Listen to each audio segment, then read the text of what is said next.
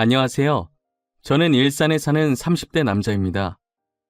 제가 더 이상 저와 같은 피해자가 생기지 않았으면 좋겠다고 생각해서 익명의 힘을 빌려 이곳에 글을 올리게 되었습니다.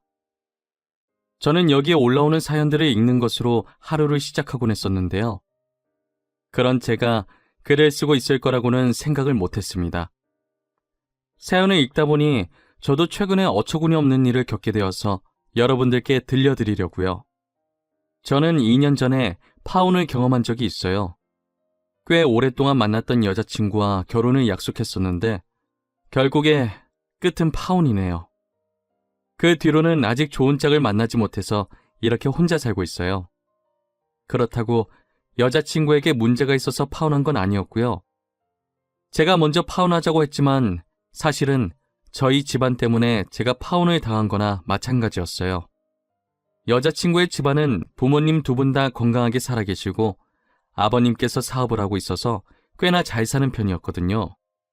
반면 저는 그에 비해 홀아버지 밑에서 자랐고 지극히 평범한 월급쟁이 집안이었어요. 그래도 저는 아버지나 빚은 없어서 나름 괜찮다고 생각했었어요.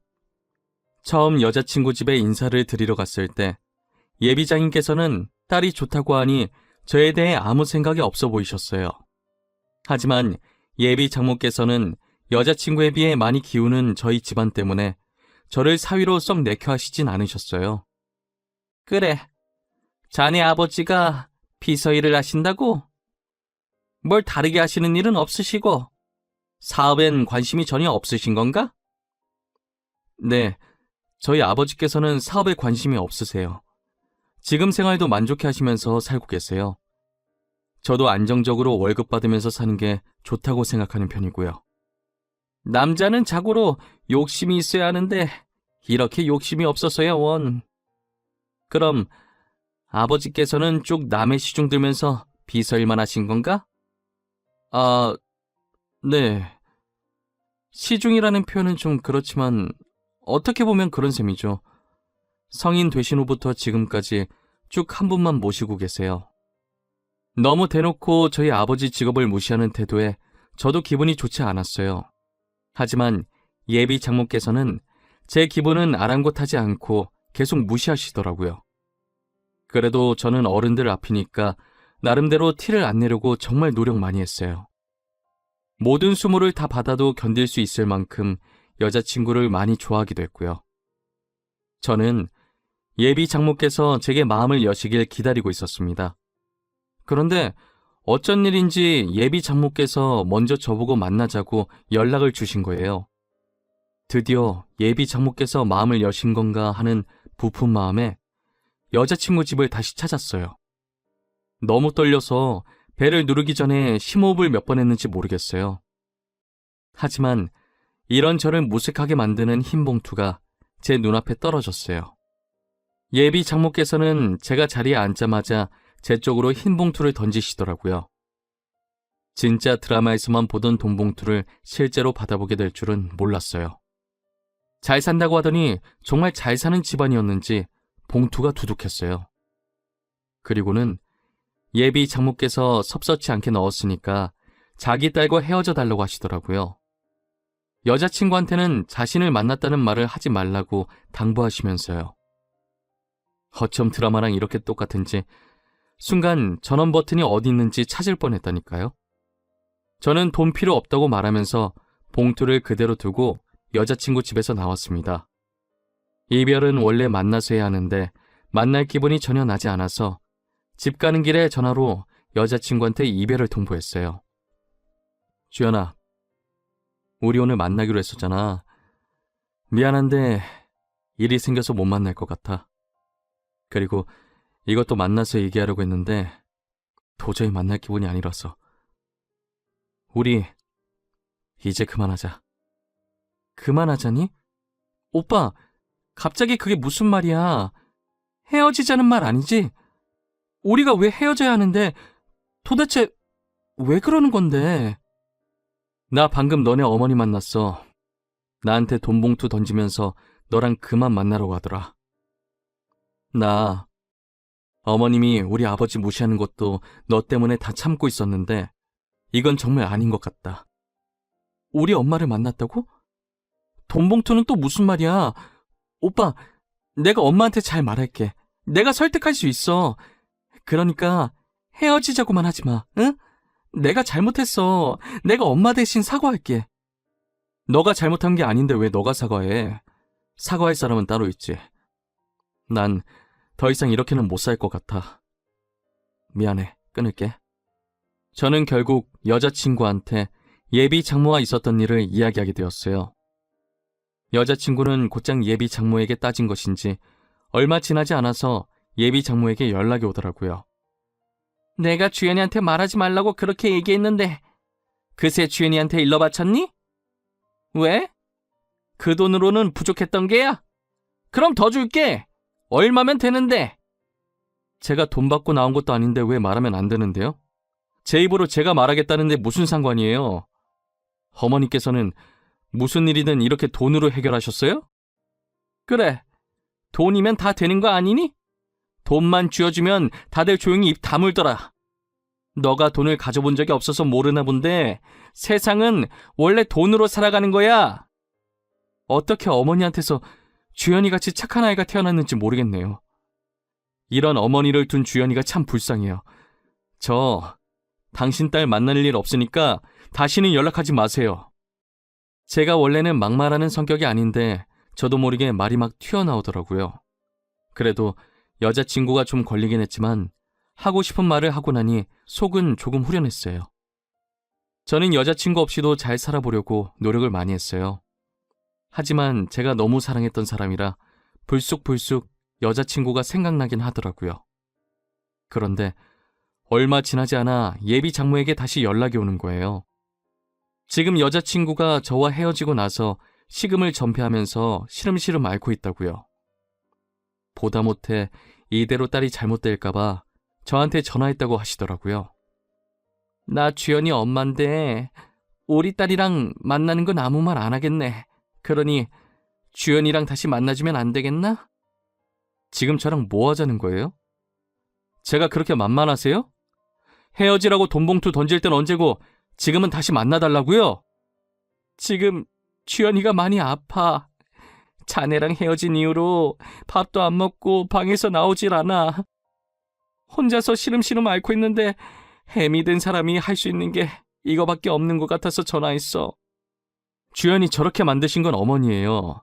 어머니가 그때 제게 돈 봉투만 던지지 않으셨어도 저희는 이렇게 헤어지지 않았어요. 알아요? 그래, 다 내 잘못이야. 그러니 우리 주연이를 봐서라도 한 번만 용서해주면 안 되겠나? 내가 다시는 둘이 만나는 걸로 아무 말 하지 않겠네. 솔직히 이때까지 예비 장모가 했던 말과 행동을 생각해보면 다시 만나고 싶지 않았어요. 예비 장모와 전화를 마치고 정말 오랫동안 고민을 많이 했어요. 애타게 기다리던 예비 장모에게 사과 문자까지 올 정도였으니까요. 하지만 저는 여자친구를 생각했던 것보다 훨씬 더 사랑했더라고요. 저는 결국 여자친구가 저와 헤어지고 힘들어한다는 말이 계속 머리에 맴돌아서 여자친구에게 연락해 다시 만나자고 했죠. 여자친구는 저와 다시 만나는 동안 예비 장모를 설득한 것인지 예비 장모가 먼저 여자친구한테 상견례를 하자고 말했다더라고요.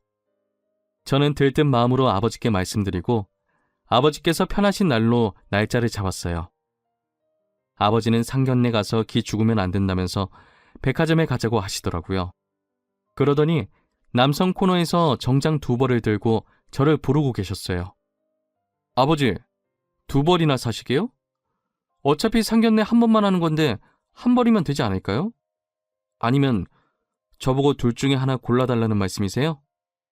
아니, 하나는 네 옷이야. 너도 새 걸로 한 벌 내가 맞춰주려고. 이건 아빠가 우리 아들한테 주는 축하 선물인데? 아버지 전 괜찮아요. 회사 다니면서 정장 입으니까 종류별로 되게 많아요. 그러니까 괜히 엄한 데 돈 쓰지 마세요. 아이 참, 내가 주는 선물이라니까 그러네. 그리고 엄한 데 쓰는 게 아니라 우리 아들한테 쓰는 건데. 아들이 이거 안 받아주면 나 진짜 서운할 것 같아. 우리 이렇게 맞춰서 상견날에 입고 가자. 어찌 된 게 저보다 아버지가 더 들뜬 것 같았어요. 그래도 아버지 기분이 좋아 보이시는 것 같아 저도 덩달아 기분이 좋아졌어요. 이때까지 예비 장모와 있었던 안 좋은 일들은 다 잊고 새 출발할 수 있을 것만 같았어요. 하지만 이런 기대도 한순간에 짓밟아버린 사람이 있었어요. 바로 문제의 예비 장모입니다. 상견례 날 예비 장모는 약속 장소에 들어온 순간부터 표정은 좋지가 않았어요. 상견례 내내 어딘가 불만 가득한 표정으로 일관하셨죠. 그러면서 저희 아버지께 형편이 넉넉한 자기들이 집을 해올 테니 저희는 자기가 보내주는 리스트 보면서 혼수를 해오라고 하시는 거예요. 그쪽 집안 사정을 생각해서 형편이 넉넉한 저희가 애들 신혼집을 해드릴게요. 그쪽에서는 저희가 보내주는 리스트들 보면서 혼수를 해오시면 될 것 같네요. 아닙니다, 어머님. 제가 모아둔 돈이 있어서 괜찮습니다. 집은 저희 쪽에서 해오겠습니다. 혼수도 어차피 둘이 살 거라 간단하게만 하면 될 것 같습니다. 뭐야? 꼴에 자존심은 있는 거야? 그렇게 무리하지 않아도 돼. 우리가 알아서 다 해줄게.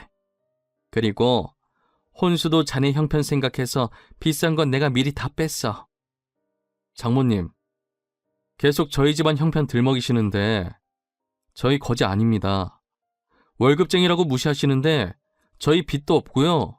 오히려 월급 받으면서 모아둔 돈도 집 사고 남을 정도로 있습니다. 그럼 뭐해? 남의 일 뒤치다꺼리 하면서 받은 코 묻은 푼돈일 텐데. 괜히 자존심 부릴 거 없다니까. 자존심이 밥 먹여주니? 저와 예비 장모가 하는 말을 들은 아버지의 표정이 살짝 좋지 않았습니다. 예비 장모는 아버지의 표정이 변한 것이 오히려 재밌었나 봐요. 제 자존심 들먹이면서 저를 더 자극하려고 들더라고요. 제가 맞받아치려고 하는데 저희 아버지께서 지금 뭐 하시는 거냐면서 지금 이게 상견례를 하러 온 것인지 사람을 가지고 놀려고 온 것인지 따지기 시작하셨어요. 결국 상견례 분위기는 살얼음판이었고 저는 아버지를 데리고 그 자리에서 나왔어요. 여자친구는 저를 붙잡았지만 저는 뒤도 돌아보지 않고 여자친구 손을 뿌리쳤어요. 그리고 여자친구한테 도저히 이건 아닌 것 같다며 결혼은 없던 일로 하자고, 어쩌면 우리 관계도 이대로 계속 만나도 되는 것인지 다시 생각해봐야 할 것 같다고 했어요. 저는 아버지께 너무 죄송해서 집에 가는 내내 아무 말도 할 수 없었어요. 그렇다고 아버지도 딱히 제게 말을 걸지 않으셨고요. 차 안 공기는 히터를 아무리 세게 틀어도 냉동창고 마냥 차가웠어요. 집에 도착한 뒤 한참 말이 없던 아버지께서 제게 입을 열었습니다. 준우야, 결혼은 둘이 좋아서 오로지 둘만 보고 하는 거라 내가 뭐라고는 하진 않겠지만 예비 장모를 보니 결혼하고 나서 너가 너무 시달릴 것 같아서 걱정이구나. 저도 오늘 겪어보니 결혼은 아닌 것 같아요. 이미 여자친구한테는 파혼하겠다고 말해놨어요.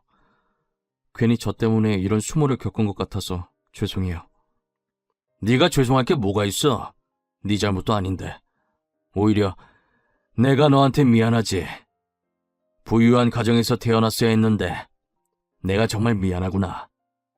그게 무슨 말씀이세요? 전 아버지 아들인 게 정말 자랑스러워요. 그러니까 그런 생각 다시는 하지 마세요. 아셨죠? 제가 파혼한 후에도 아버지는 하시던 비서일을 꾸준히 계속하셨어요. 그런데 아버지께서 모시던 회장님이 이제 나이가 많으셔서 그런지 체력이 예전 같지 않아서 회사를 누군가에게 물려줘야 하는 상황이었나 봐요. 하지만 회장님은 평생을 자식 없이 아내분과 단둘이 살았어서 물려줄 자손이 없었어요. 회장님께서는 회사를 믿고 맡길 수 있는 사람이 아버지밖에 없다면서 아버지께 자신의 뒤를 이어주면 안 되겠냐는 제안을 하셨다고 하더라고요. 아버지는 그 제안을 아직 받아들이지 못하고 제게 고민 상담을 하시더라고요. 아버지, 그 회사는 아버지 인생의 절반을 바친 회사 아니에요? 회장님 옆에 있으면서 보고 배운 아버지가 회사를 제일 잘할 거 아니에요? 그렇긴 하지. 내가 회장님 옆에서 보필한 지가 무려 30년이 넘었으니까. 거의 첫 설립 때부터 내가 늘 회장님과 함께 했었지. 그러니까요. 회장님만큼이나 회사를 잘하는 직원은 아버지밖에 안 계실 거예요. 그러니 회장님도 아버지께 믿고 회사를 맡기시려는 게 아니겠어요? 천천히 잘 생각해 보세요. 저는 아버지께 너무 성급하게 받지도 거절하지도 말라고 당부드렸어요. 충분히 생각을 하신 후에 결정하셔도 늦지 않다고 말이에요. 아버지는 오랜 고민 끝에 회장님의 제안을 받아들이기로 하셨어요. 그렇게 회장님이 되신 아버지는 거만해지지도 않고 오히려 예전보다 더 검소하게 사셨어요. 직원들 복지도 챙길 수 있는 건 아낌없이 다 챙겨주면서 퇴사율 0%를 기록하셨죠. 아버지께서 회사를 받으신 후로 더 승승장구했습니다. 가끔 전 회장님께서 놀러 오시면 흡족해하면서 역시 자신이 사람을 잘 봤다며 칭찬해 주시곤 하셨어요. 그러다 아버지는 회사에서 예상치 못한 사람을 발견하게 되었어요. 그건 바로 저의 전 예비 장인이었는데요. 로비에서 시끄러운 소리가 들리는 것 같아서 아버지께서 가던 길을 멈추고 고개를 돌리셨대요. 그런데 예비 장인이 로비에서 회장님 좀 만나게 해달라면서 애원하고 있었다고 하더라고요. 그래서 아버지께서 무슨 일인가 싶어서 그쪽으로 다가가셨대요. 도대체 무슨 일이시길래 여기서 이렇게 시끄럽게 소란을 피웁니까? 하실 말씀이 뭔지 저한테 한번 말해보시겠어요? 당신... 혹시 회장님 어디 계신지 아십니까? 이게 비서한테 할 말은 아니고 급히 중요하게 회장님께 직접 해야 할 말이 있어서 그럽니다. 네, 급히 중요하게 저한테 말씀하세요. 제가 바로 이 회사 회장 되는 사람입니다. 그래서 할 말이 무엇인가요? 저도 바빠서 얼른 들어가 봐야 하는데. 당신이 회장이라고요? 거짓말 치지 마세요. 비서를 하는 것 뻔히 아는데 어떻게 당신이 이 회사 회장이란 말이에요? 이분이 저희 회사 회장님 맞으십니다. 제가 여기 계신 회장님 비서고요. 혹시 자리가 불편하시면 위층 회장실로 안내해드리겠습니다. 그러면 다름이 아니라 저희 회사 투자권으로 계약한 게 있었는데 이번에 계약이 만료되면서 재계약이 불발됐습니다. 그래서 제가 직접 회장님을 만나 뵙고자 이렇게 찾아오게 되었습니다. 그래요. 저는 처음 듣는 일인데. 일단 알겠습니다. 서류 잘 검토해 보도록 하지요. 그럼 사장님께서는 이만 돌아가 주시면 감사하겠네요. 예비 장인은 제 차 잘 봐달라면서 인사하고 돌아가셨다고 하더라고요. 아버지께서는 모든 일을 혼자 결정하지 않으셨던 분이시라 이번에도 제게 의논을 하시더라고요. 아들아, 내가 어떻게 해야 하는 걸까? 지난 날은 다 잊고 재계약을 해줘야 하는 것일까? 아니면 그냥 이대로 모른 척 해야 하는 걸까? 아버지, 절대 재계약해주지 마세요. 어차피 두 번 다시 볼 사람들 아니에요. 뭘 망설이세요? 그냥 아무것도 해주지 마세요. 하지만 내가 투자를 해주지 않는다면 그 회사는 망하게 될 것이야.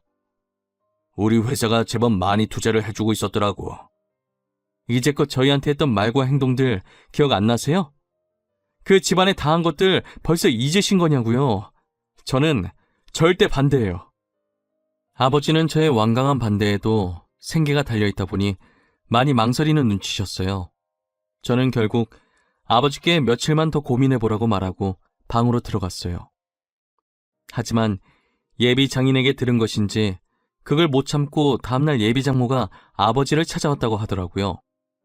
그러더니 사람들이 보든 말든 무릎부터 꿇고 사정하기 시작했다고 해요. 사돈, 우리 사돈 될 뻔한 사이잖아요. 그러니까 저희 한 번만 도와주세요. 네?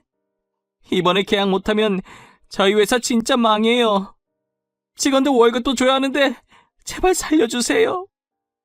일단 제가 서류 잘 검토해 보도록 하겠습니다. 그러니 이만 돌아가세요. 지금 사람들 다 보고 있습니다.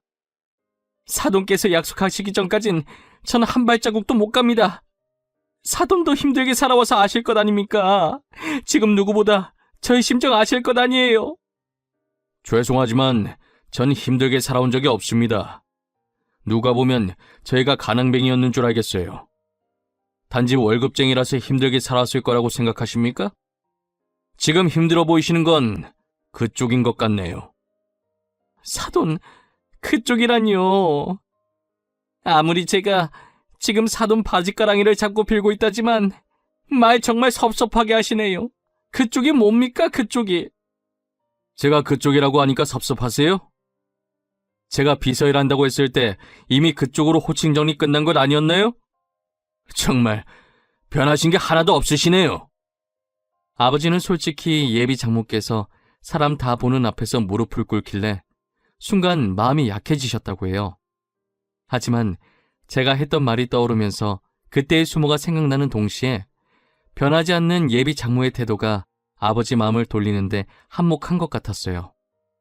울면서 빌어도 모자랄 판에 저렇게 목에 핏대 세우면서 따지고 들고 있으니 돈으로 흥한 자, 돈으로 망하게 만들고 싶다는 생각이 들었다고 하더라고요. 그래서 결론은 아버지께서 재계약을 하지 않으셨다고 합니다. 투자를 받지 못한 예비장인의 회사는 그렇게 직원 월급도 못 주고 망하게 되었다고 하더라고요. 아버지도 자신이 그렇게 독한 면이 있었는지 몰랐다고 하더라고요. 저는 예비장인이 그렇게 된 것이 아버지 탓이 아니니까 너무 개의치 말라고 했어요. 이렇게까지 된 건 다 자기들 업보 아니겠어요? 뿌린 대로 거둔다는 말이 있잖아요. 예비 장인 장모가 뿌린 씨가 딱 그 정도라는 거예요. 인생이 어떻게 흘러갈지는 한 치 앞도 알 수 없는 거예요. 저희 아버지처럼 한순간에 대박이 날 수도 있는 것이고 예비 장인 장모처럼 한순간에 쪽박을 찰 수도 있는 것이죠. 여러분들은 남을 무시하지 말고 서로의 가치를 인정해 주셨으면 좋겠어요. 그렇다면 언젠간 기적이라는 것이 일어날 수도 있답니다. 지금까지 저의 이야기를 들어주셔서 감사해요. 추운 겨울 따뜻하게 보내시고 이 시국 같이 이겨내봅시다. 늘 행복하세요.